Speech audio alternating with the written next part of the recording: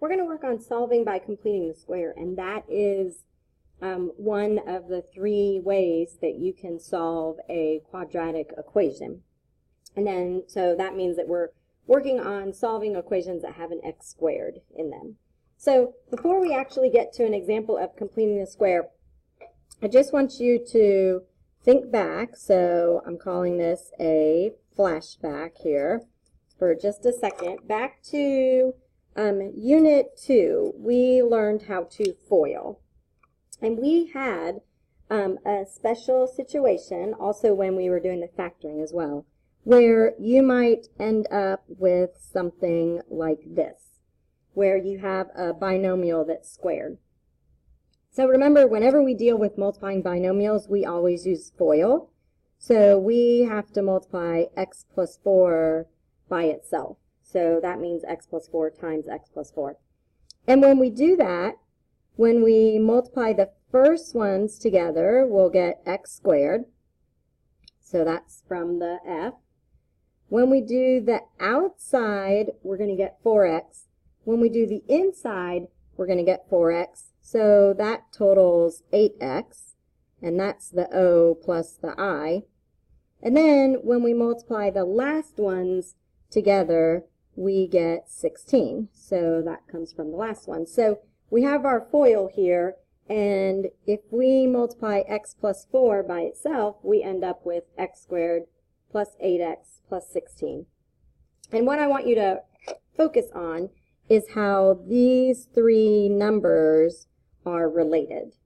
So if we look at this number right here, we need this number times 2 to get the middle, and this number times itself to get the last number.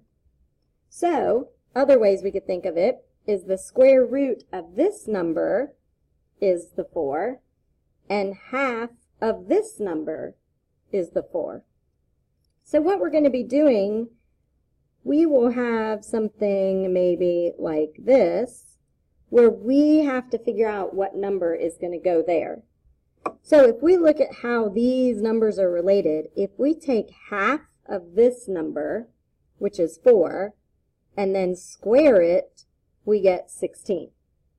If we take half of this number, that would be 8. If we square it, then this number right here should be a 64. Because again, the number in this spot right here is times 2, and the number in this spot right here is the whatever the number is. So here, maybe we'll say if this one is the number times 2, this one is the number squared. So it's a coincidence that this 8 and 16 just happen to be doubled, because here you can see that 16 times 2 doesn't give you 64. So just to try another one, let's say we had n squared minus 6m. So we have to figure out what number belongs in this spot. The easiest way that I think to do it is that we want to take half of this number, which would be 3, and then square it. That would make it 9. And then if we look at what this would look like in parentheses, this would be n minus 3. So if we take half of this number, that's what's in the parentheses, and then that number squared is what goes at the end. And this is just an important concept that we need to have when we go to do completing the square problems. All right, so I'm going to work through this entire example, and I'm pretty sure that the video is going to end up, I'm probably going to have to do 2 parts in order to get our examples in, because there is a time limit here. So just follow along. We will write out the steps. But I mentioned in class, factoring is my favorite way to solve. Quadratic formula is my least favorite way to solve. Completing the square I like. I think that it's pretty once you get the hang of it. It looks like it's a lot of steps, but it's not a lot of math. All right, so first thing we have is n squared minus 6n plus 4 equals 0. Now, the deal here is that we can't factor this because there's nothing that multiplies that equals 4 that would add up to negative 6. So what we're going to do is we're going to move this number out of the way because that is the wrong number to have in that spot. So if I move that to the other side, you need to subtract 4 from both sides. So once I move it to the other side, it's going to become a negative 4. So what I'm going to do now is put in the correct number so that I can factor this trinomial. So this was the one we just did above. So if we take half of this number, that would be negative 3, squared would be 9. So the number that I need in this spot so that I can factor it is a 9. Now, there's this pretty important rule in math that says whatever you do to one side, you have to do the other side. So since I added 9 over here, I have to go over here and add 9 as well. So just keep in mind that this is like a balance. If you remember the hands-on equations in elementary school, these two sides have to stay equal. So they were equal here. If I add 9 over here, I also have to add 9 over there. All right, so now at this point, on the right side, we get 5. On the left side, now I can factor this to be n minus 3 squared. So I wanted to be able to factor it, but it wasn't the correct number, so I needed to complete the square so that I could factor it. All right, now the ultimate goal here is to solve for n, so I have to get rid of the square root. Now, if you were sitting here in front of me, I would ask you, how can we cancel a square? And I think I just said it, but the way we cancel a square is by taking the square root. So if we take the square root of n minus 3 squared, we will get n minus 3. But remember the rule we just mentioned, whatever we do to one side, we have to do to the other side. Last year, back in Math 8, you should have learned that any time you take a square root, you can have a positive or a negative value. So make sure you include that plus or minus in front of your square root. All right, now we need to solve for n. So in order to get n by itself, we need to add 3 to both sides. So n is going to be 3 plus or minus the square root of 5. And at this point, you're done. And you might even recognize that this looks similar to an answer you would get from quadratic formula. This is like the negative b plus or minus the square root, and so on. So we are done. That's example number 1. All right, now, a couple of things I want to point out. Earlier we said that this number right here tells you how many solutions you have, and we do have 2 solutions. One of them would be 3 plus the square root of 5, and then the other solution would be 3 minus the square root of 5. Now, you can leave your answer out how I did it right here inside the bubble. You don't need to rewrite it, but those would be your 2 separate answers that you would get. All right, next up, let's do, and I think I'm actually going to go onto another page. I'm kind of writing very large.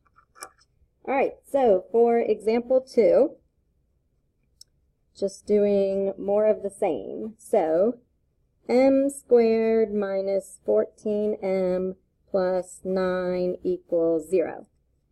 All right, I can't factor this. There aren't factors of 9 that would add up to a negative 14.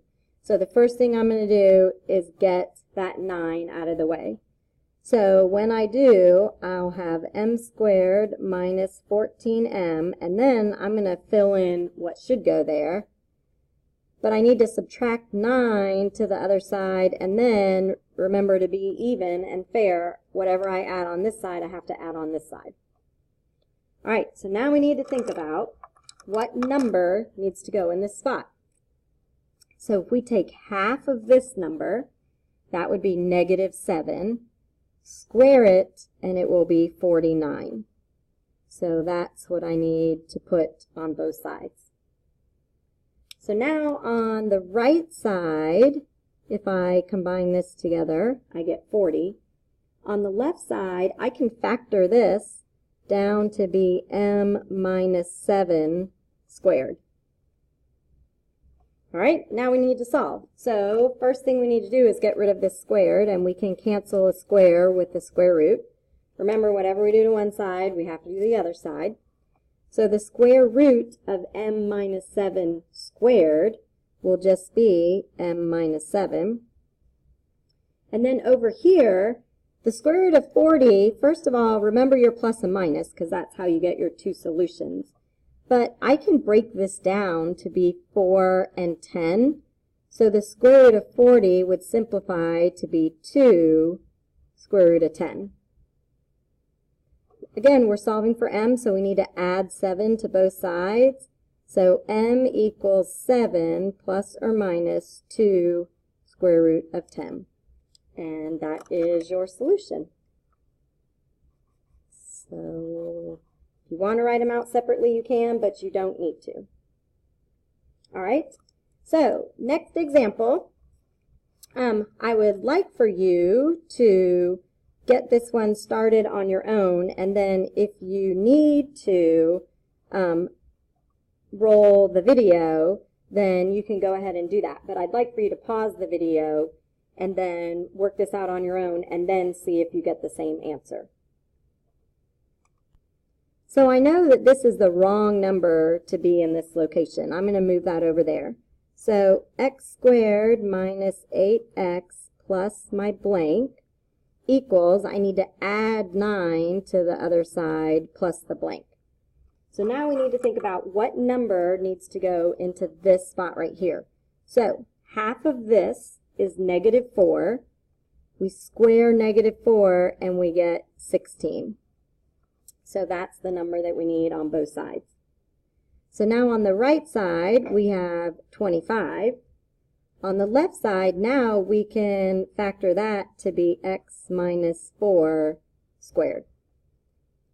All right, hopefully you're getting the hang of it. Next thing we need to do is cancel the square out. So we take the square root of both sides, and the square root of x minus 4 squared is going to be x minus 4.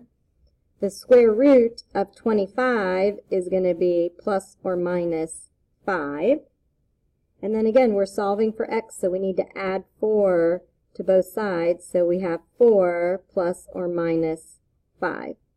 So now we have no square root. Since we have no square root, that means that we can finish this problem.